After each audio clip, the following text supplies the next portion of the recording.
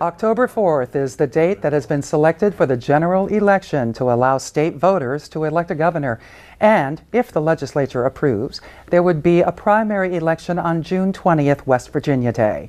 These new developments were announced on Friday, so it's timely that our guest tonight is the state's Chief Elections Officer.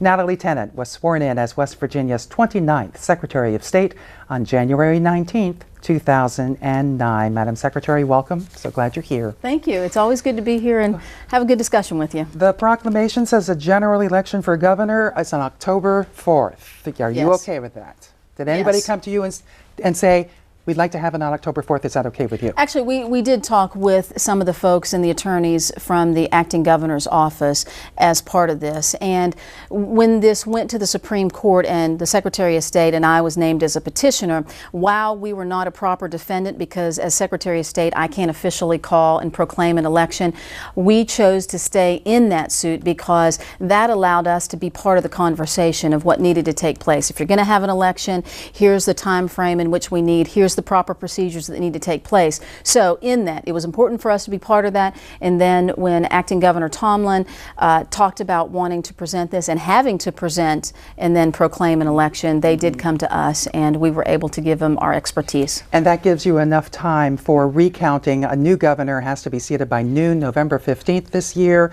October 4th is a good time. You have enough time to recount to make sure that all the election is... Well, and that was precisely, that's what we kept saying, because folks said, oh, well, we could have an election in November, but we knew that we had to have at least a governor sworn in by noon on the 15th, because that's when Tomlin had his investor, or was sworn in. And so we knew that a traditional time period for canvassing, for a possible recount, for certification was about a 30-day period.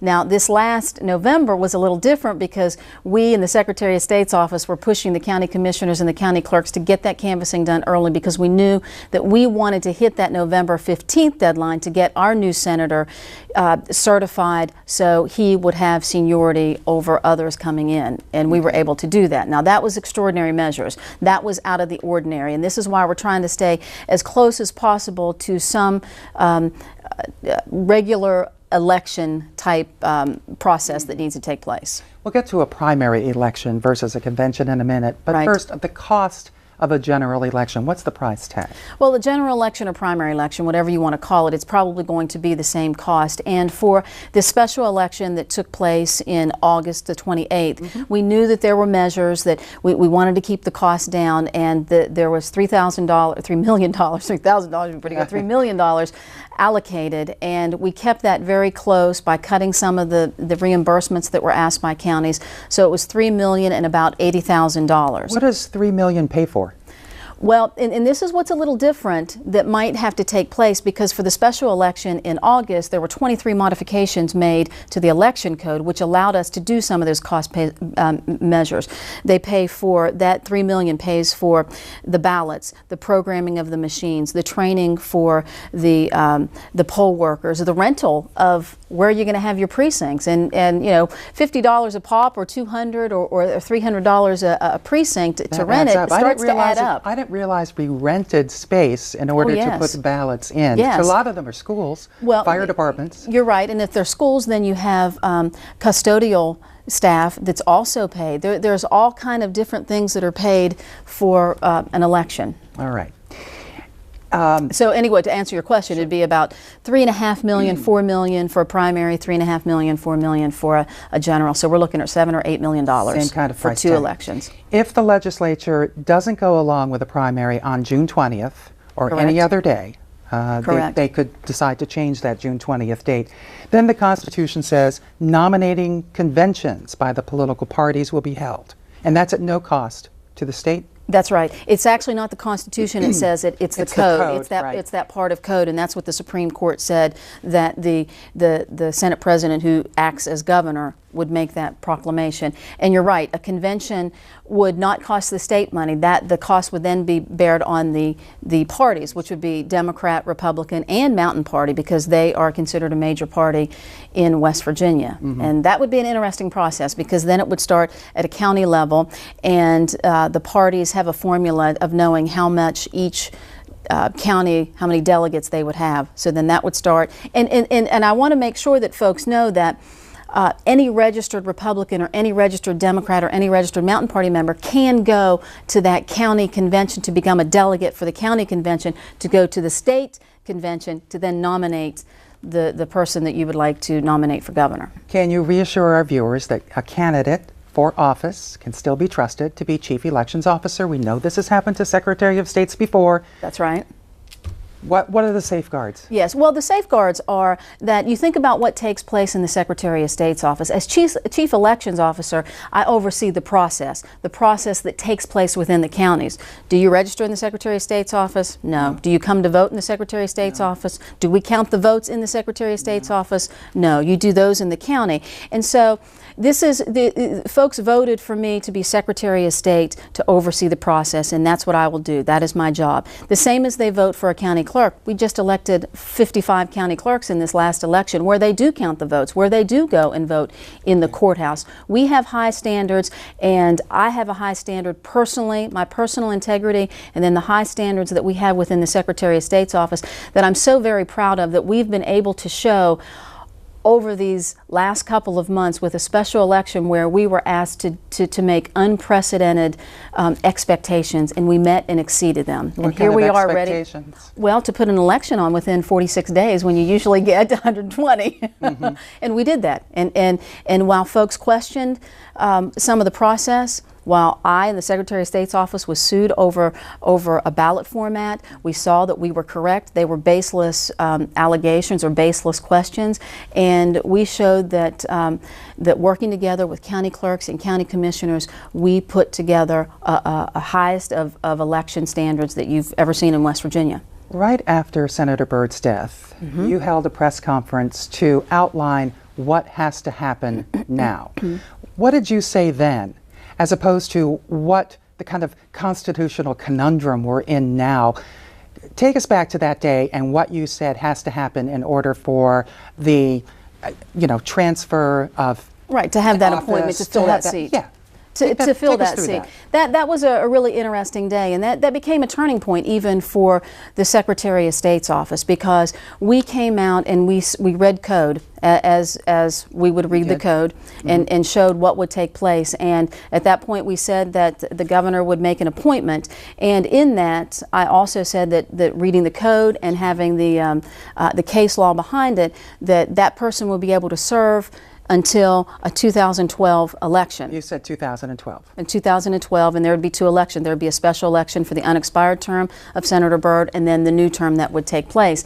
And some people felt that couldn't be possible. You're not reading that correctly. That's not right. Well, it turns out that they realized that we were correct, because that was the same argument that Acting Governor Tomlin used as he read code, or his folks read code and read case law. But that's not also what the Supreme Court came back with. The Supreme Court came back with an election in 2008. No, that's only because of what the Constitution said. There was no question on Constitution when it came to the Byrd case. So that's the difference. That's where you have to separate it. Okay. So you see, and they didn't challenge, and they didn't say that the section of code was wrong when it came to the convention. So you limited those remarks to what has to happen for the federal office. Exactly. But you didn't look ahead to what the governor's office was going to do. One is code section 3-10-2, and one is code section 3-10-3. So that is the difference. There wasn't any constitutional question with the Byrd case. Okay.